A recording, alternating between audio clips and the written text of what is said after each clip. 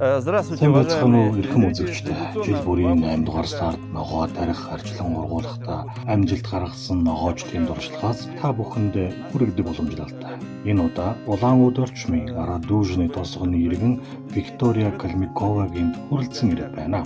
Виктория ногоо ургуулах газраа ашиглах өөрийн гэсэн өрмөц онцлогтой хүлэмжинд ногоо тариалах арга туршлагаасаа бидэнтэй давхар хув алцах болно.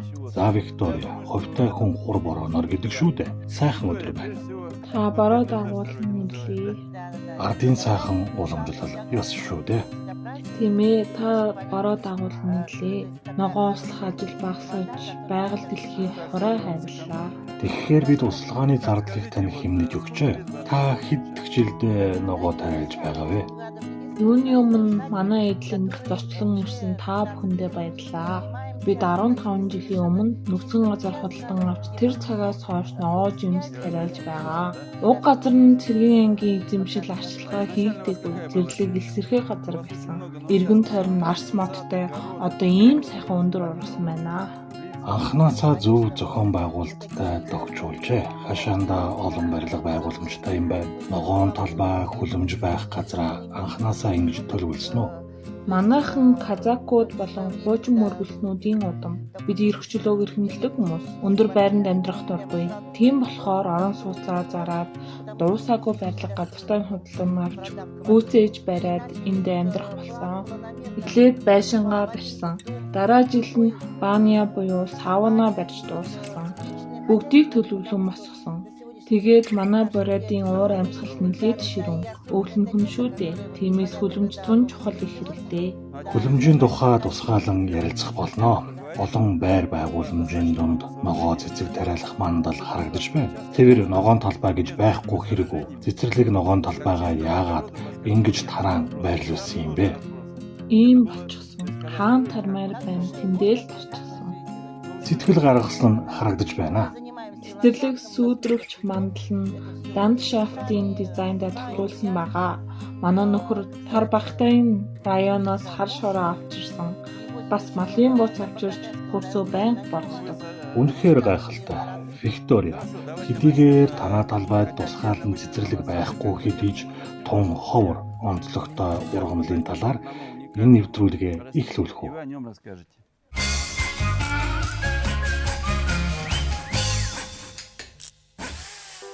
Виктория, та үзэгчд ямар төрлийн жимсхэн тариалж байгаа тухайга хэлж өгөөч. Бид Сибирийн уламжлалт жимснүүдээс эхэлсэн. Бөөрөлцгөн, үхрийнүүд, тошлоо буюу крыжовник, давжайлан, дараанинтор, абрикос, морин бөөрөлцгөн буюу ежевика, ежемалина эрлис тариалсан. Морин бөөрөлцгөн буюу ежевика, ежемалина хэрхэн өвлжиж байна? Ежевика дайжгүй, харин ежемалина жил бүр шинээр сулгадаг. Тоор буюу чавгч гэсэн дайжгүй өвлжчихдэг. Радужны тосгон харьцангуй дулаан газар юм уу та? Магадгүй цаг агаарын хувьд арай зөөлөн байх. Бид өндөрлөг газарт оршдог. Тэгэхдээ ойр орчмын тосгоос бол дулаахан, салхи багтай. За одоо нөгөө тун ховор онцлогтой ургамлынхаа тухай ярилцъя. Энэ бол ишт энтор буюу чери. Та яаж өөрийн талбайдаа ургуулж чадваа? Би тохоомод үржүүлгийн газраас авсан юм. Суулгац байхад нь аваад суулгасан. Тэгэхээр манай нутагт нутгшуулсан сорт гэсэн үг. Би тусгаалan байшингийнхаа нөмөрт салхи багтай газар суулгаж өгсөн байгаа. Компот хийхэд ямар сайхан амттай байдаг гэж бас их витаминлаг. Хар ухрын нүднээс л илүү витамины агуулмжтай байх. Нийт 3 бут байгаа. Компотоор нь дайлнаа. Өвлжихийн тулд та нэмэлтээр хужлаг хужиж өгдөг үү? Үйл бүтээж үзээгүй. Тэртээ тэргүй байшингийн нөмөрт орж байгаа шүү дээ. Хэмсээ жил бүр өгдөг үү? Өнжих тохиолдол байсан уу? Суулгасан цагаас хойш ургацаа тогтмол өгч байгаа. Би ойрхон Камашигт газартаа л да. Янз бүрийн аргаар ургуулах гэж их оролдсон. Красноярскаас хүртэл авчирч суулгасан. Харамсалтай нь өвлийг даваагүй. Харин та ургуулж чаджээ. Баяр хүргэе. Одоо харин үзэгчдээ танаа алдарт 7 хүлэмжийг танилцуулъя. Талбайд ийм олон хүлэмжийн хэрэг юунд байдаг вэ? Манай бориод чинь сэрүүн газар. Тиймээс хүнсний ногоогоо хүртэл хүлэмжиндээ тарьдаг. 5 сарын эхэнд майн баяраар бид шин ургацаа авчихдаг юм. 4 сар дэртээр айлах хэрэгтэй. Тэгээд баг багаар зунжин ургацаа авчихдаг. Манай нэвтрүүлгийн дээд амжилт 5 хүлэмжтэй айл байсан. Та одоо энэ дээд амжилтыг эвдлээ. Ингээд эхний хүлэмжтэйгээ танилцах уу?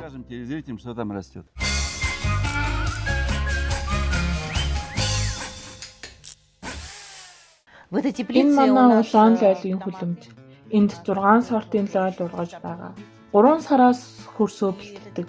Дээд хэсэгт нь хэд дулаан туяаны халаагуур шийдэж өгсөн байгаа. Тэгээд 4-р сард дулаан лойлын сулцаа суулгадаг. Мөн энд бас салаадны навч гонд буюу кроп гэж салаадны урамлууд тарьж ургуулсан. За лойлын сортуудын хувьд бол багатир, харин энэ бол клоша бүгд манай Сибирт нутагшуулсан сортууд. Салаатны навчнууд хэдэн сараас хүнсэндээ эхэлдэг вэ? 4-р сарын сүүлээс Халаалтын тухайд энэ дээд талын халаагуур хөрсөө бас давхар халаах уу? зөвхөн дээд халаалт, хажууд доод дээд халаалттай хүлэмж байгаа. Хэд улаан туяаны халаалт ямар давуу талтай вэ? Олон давуу талтай. Навчийг нь түлхэхгүй, дээрээс доош чиглэл дулаан нь аажмаар тархдаг. Нөгөө хүлэмжийн тухайд хөрсөндөө халаагч гайдалтай. Утахгүй үзүүлнэ. Ашиглаад хэдэн жил болж байна? 4 жил хэрэглэж байгаа. Халаалтын ачаар хавьгүй эрт ургацаа авч эхэлдэг байх нэ. Тийм ээ, бас ажиллагаа багтай. За хүлэмжийн бүтцийн хувьд танах бетон юм уу да? Тийм ээ, тусгаалan бетон мандал хамтай. Голын замаар нь төрдөг тэрэг явахаар бодож хийж өгсөн байгаа. Хөрсний хувьд бол бууз дэвсэж өгөөгүй. Хар шорон хөрстэй. Тунд ажгүй сайхан ургаж байна. Энд голдуу даршилхад зориулсан сортууд тарьжээ. Энд голдуу шууд болохоор идэх эрт ургацын сортууд байгаа. Энэ толгуур шон гадс хэр үр дүнтэй байна. Би гэхэд энэ жил анх удаага ашиглаж үзсэн. За энэ тулгуур гадас тун сайн шүү.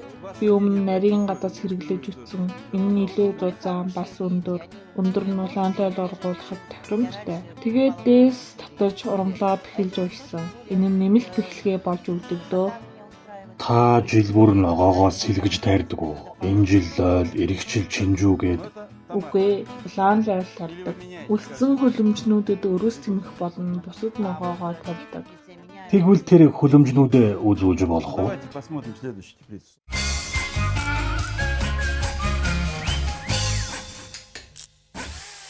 Но мы здесь выращиваем только Бид для энд салата. зөвхөн салаатны зориулалтаа өрөөс тэмэх тариалдаг.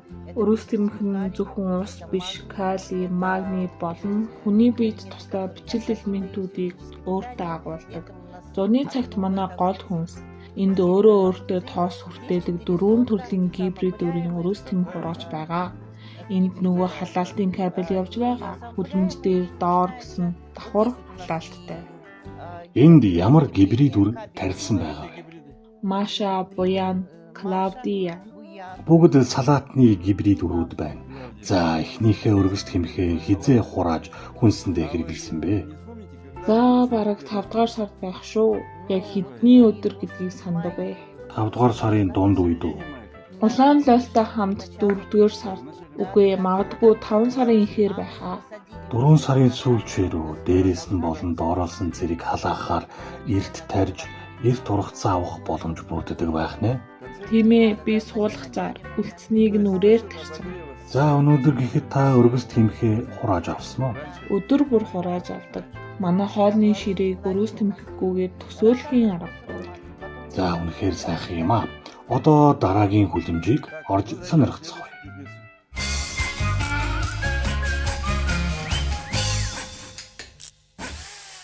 Уважаемые телезрители, это теплица. Эрхэм үзэгчдээ, энэ хүлэмж ургуулж байгаа ногоогоороо биш, харин энэ тусгаарлах хаалтаараа онцлогтой.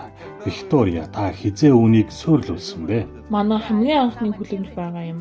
Бид нүүж ирээд шууд энэ хүлэмжийг барьсан. Миний төвшин нутаг GD-ийн лайф хак шүү дээ. Үйлдвэрийнхэн биш, бид өөрсдөө хийсэн гэсэн. Тэр үед өргөс тэмэх улаан лойл чинжүүг ингэж заглаж тарьдаг байлаа. Ургах бичил орчин өөртөө мөн өвчлөл бие биендээ халтаахгүй гэсэн аргалтай. Таны зөв улаан лойл болон өргөс тэмхний арчилгаа ургах орчин өөр. Би ч гэсэн тусгаарлах хаалт хийх нь зөв гэж бодож байна. Тийм ээ, ургамал бүр тохирсон орчин тустай өрөөтэй байх хэрэгтэй. Үр дүнгөө өгсөн сайн арга. Энэ жил гэхэд дарчлах зориулалтаа улаанлал голдуу тарьсан. Улаанлал өргөс тэмхий 2 тустай өрөөнд тусаарлаж тарьсан байгаа. Танах олон хүлэмжтэй юм чинь хүлэмж бүрд өөр ургамал тарьсан ч болно шүү дээ. За ингээд дараагийн хүлэмжинд юу тарьсныг тань сонирхож болох уу? Тэгэлгүй яах вэ? Да, конечно.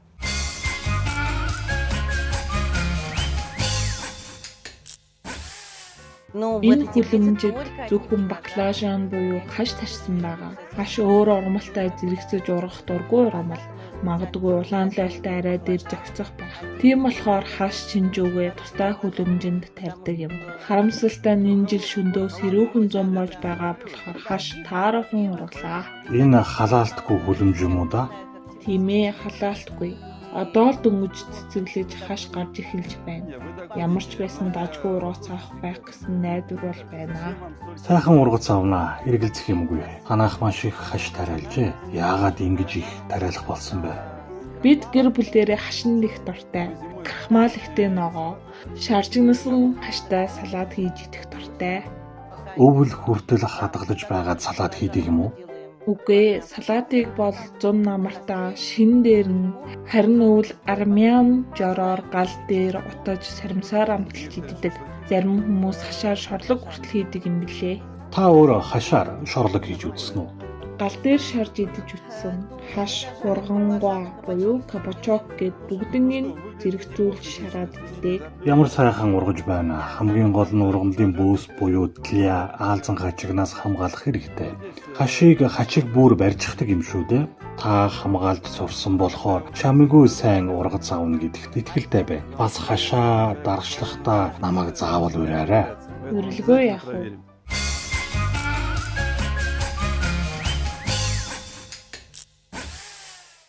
Но то, что вас Хаштай много адил чинжүүгч хүлэмж дүүрэн тарьжээ.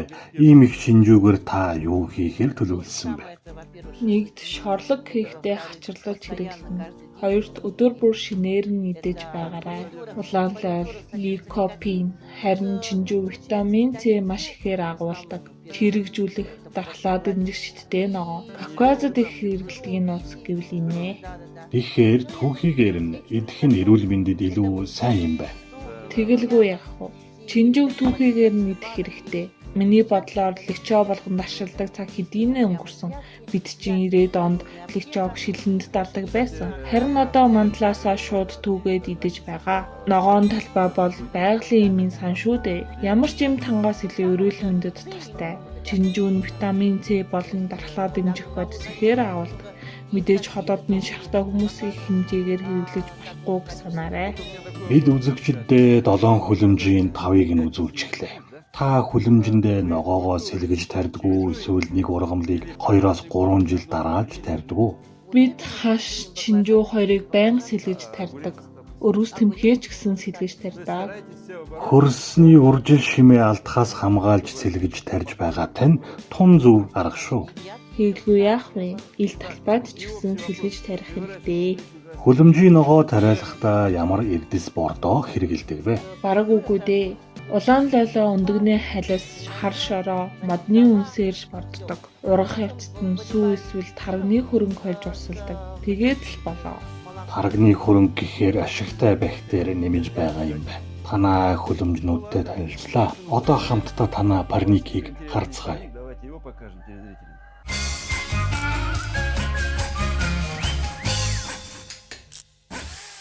Ну, этот парник Танаа энэ я парник в орчин Теневском үеийн заводе. олон давуу талтай харагдаж байна. Тийм ээ, энэ бол шинжлэгдсэн хувилбар. Мэдээж оролт нь уламжлалт ёсоор малын бууц хийсэн байгаа. Цуурыг нь ялзарлаас хамгаалсан тусгай төрхлөгтэй шпалаар хийсэн байгаа. Энд дашлагаа, жижиг сортын өрөөс тэмэх болон бусад жижиг ногоо тавьдаг. Энэ рам парника хэдэх жилдээ ашиглаж байгаа вэ? Би нэгээр нь жил дараалж худалдаж авсан.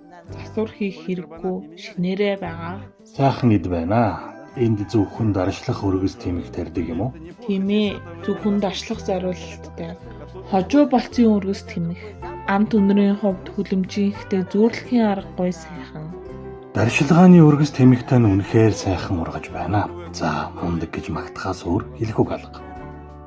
Ну что, молодцы.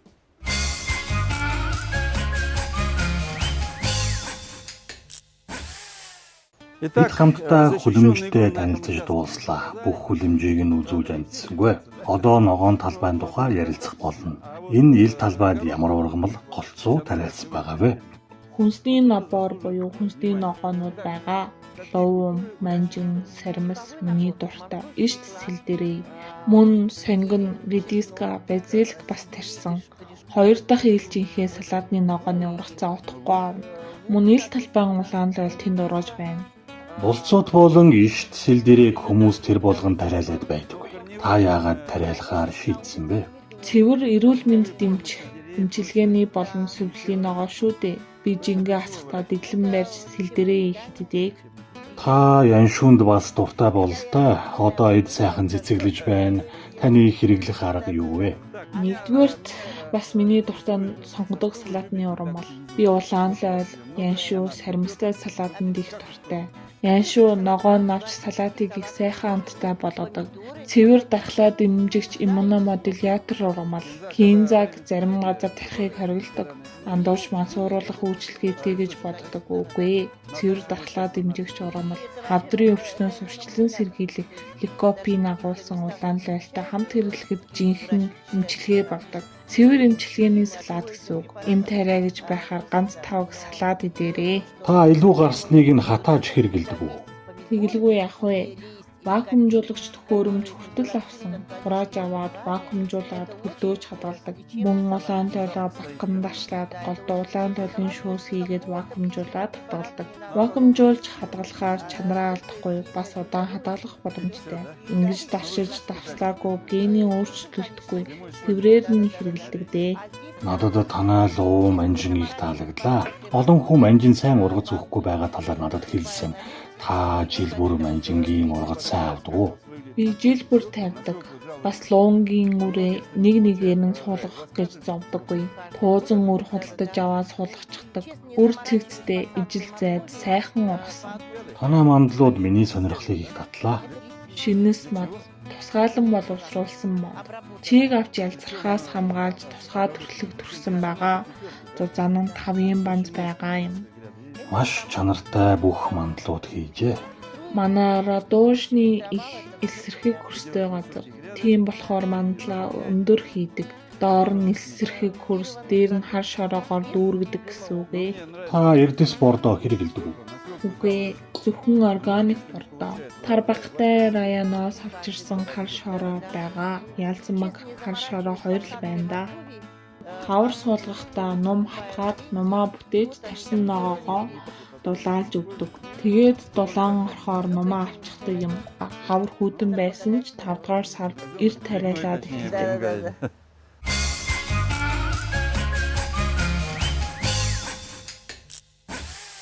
Ну и открою, уважаемые Одоо нэг нь нууцтлээ. Манай нэвтрүүлгийн явцад ликопин болон зарим эмнэлгийн нэр томьёонуудыг ашиглахыг та сонссон байх. Манай Виктория эмч хүн ямар ногоо эрүүл мэндэд тустай гэдгийг сайн мэдэж байгаа. Ингэхэд та эмийн ургамал тариалдаг уу? Тэгэлгүй яах вэ? Жишээ нь энэ мандлыг 2 хувааж болно. Нэг талд нь чихрийн шижингээс урьдчилан сэргийлэх, нөгөө талд нь мэдрэлийн системийн өвчнөөс урьдчилан сэргийлэх хурамлууд ногоонууд тарьсан. Энэ мэдрэлийн системийн өвчнийг амгаах хурамлууд бол га буюу мята, мелиса, шалфе. Мөн эдгээр хурамлууд нэг ханхлуун үнэртэй. Энэ мантын дэргэд эрүүл агаар мэдэрдэг. Харин чихрийн шижингээс сэргийлэх хэсэгт броккола, Япон байцаа байна. Бид 2 төрлийн шүүс хийдэг. Улаан лойл, манжингийн шүүс. Би манжин ихээр цаддаг. Манжингийн шүүс нэмчилгээний болон урьдчилан сэргийлэх үйлчилгээтэй. Та эрүүл зөв хооллолтыг дэмждэг хүн байх юм. Тийм ээ. Мандал бүрт эмчилгээний ногоо ургаж байгаа гэсэн үг.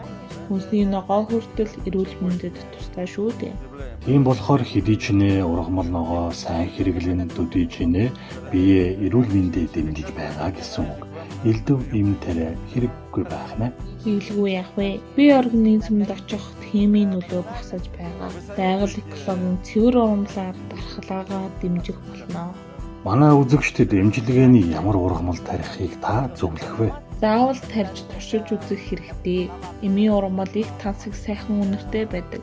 Лавандаа цэцгэлэхэд ямар сайхан үнэр гардаг билээ. Манай бурайд нутаг үнэхээр сайхан нутаг. Таалхээр нутгаар явахдаа өөрийн нэрхүү багт нь хардаг. Үнэхээр сайхан нутаг. Сая буддын их хурал болсон. Манай бурайдыг хамгийн сайн эмийн ургамалтай экологийн цэвэр газар гэж багтаж байсныг сонссон байх. Тэгэхээр ирээдүйн чиг хандлага бол эмчилгээний ургамал тариалах. Эмчилгээний ургамлыг айл хүрхүүд заавал тарьж байгаарай. Заавал тариалж хөвшээрээ үзэгчтэй.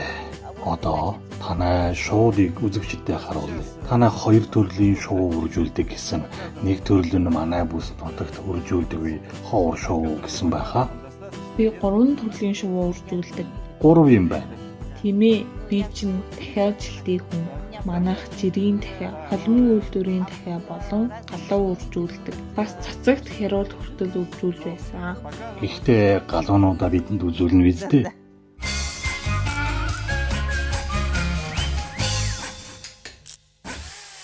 Нүүжигчнээсээ хойш 15 жил галуу үржүүлж байна. Энэ маш ашигтай шувуу. Манад 6 үйлдвэрийн дахиатай. Харин галуунаас өндөг мах авдаг. 100 сарын шарсан галуу бол ширээний чимэг төдийгүй экологийн цэвэр бүтээгдэхүүн шүү дээ. Эдэнд бэлчээр хэрэгтэй байдаг юм уу? Тэгэлгүй яах вэ? Бид заримдаа бүр хол бэлчээдэг. Намар орой 2-7 хоног стамино руу явж бэлчээдэг. Манай тэнд өвсөлтэй. Стамино гэж Кабани Орионы нөгөө байгаль нуурын эрэгт байдаг мөн үү? Тийм ээ, тэнд бэлчээдэг юм. Ер нь стаминод урд нь галуу тэжээдэг байсан газар. Энд хашаанд байхад юугээр тэжээдэг вэ? Өвсөөр бас зэрлэг гээд манай хашааны бүх өвсийг идэж цэвэрлэдэг. Хашаанд шувуу байхаар амьд орчин хөдөө нутаг санагддаг. Донгодох, шуугах чимээг нь сонсох сайхан. Би өөрөө хөдөөний хүн. Манайх казак болон хуучин мөргөлтнүүдийн удамтай айл. Бурайд польш цус холилдсон хүмүүстэй. Галууны сангасыг нь хэрхэн ашигладаг вэ? Сангасыг нь тусландаа аваачдаг. Тэмтгийн хөрс үр шин багтай болохоор дахианы сангасаар мандал бүрээ борддог. Гэхдээ зөвхөн намартай бордох хэрэгтэй шүү. Галууны сангасаар бордоо бол хийдэггүй. Хөдөө амьдрахын давуу тал юу вэ? Миний бодлоор хүн байгальтай ойр байх ёстой. Хүн газартай харьцаж сөрөг энерги өөрөөсөө зайлуулж биеэ амраадаг. Мөн талбайд ажиллахад тархи амарч стресс талигдах давуу талтай. Бас та экологийн цэвэр бүтээгдэхүүн хэрэглэн энэ азарган дахиа хүртэл миний яриаг дэмжиж донгодож байна. Бүх зүйл органик цэврээрээ сайхан шүү.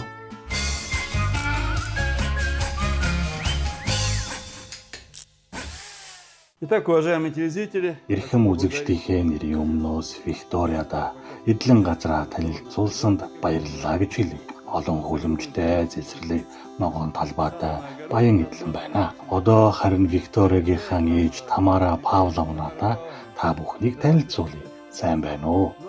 Сайн байна уу? Та эдлэн газартаа ээжтэйгээ хамт ногоо тарьдаг юм уу да? Тийм ээ, бид нэг баг болж ажилладаг. Ээж та аль нутгийн хүн бэ? Ридийн район Петропавловка тосгонд төрсөн. Манайх 8 хүүхэдтэй айл. 4 хүү, 4 охин. Бүгдээрээ их идэвхтэй хүүхдүүд.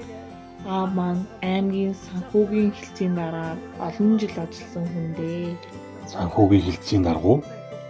Тийм ээ, Заврайфор буюу районы санхүүгийн хэлтсийн дараа байсан. Анх Краснодарын хязгаар эсвэл Москва руу явж ажиллах ёстой болсон. Тэгээд Москва явсан. Нэг удаа дарга нь за та бурайд руу нөө гэсэндээ. Таны газарт хайртай, хөдөлмөрч зантай хүмүүжилтэй чинь шууд холбоотой юм аа. Тийм ээ, багаас хайртай байсан. Манайх олуулаа өнөр айл байсан. Бүгд их хөдөлмөрч. Ээж та ямар удмын хүн бэлээ? Та казак гаралтай хүн үстэй.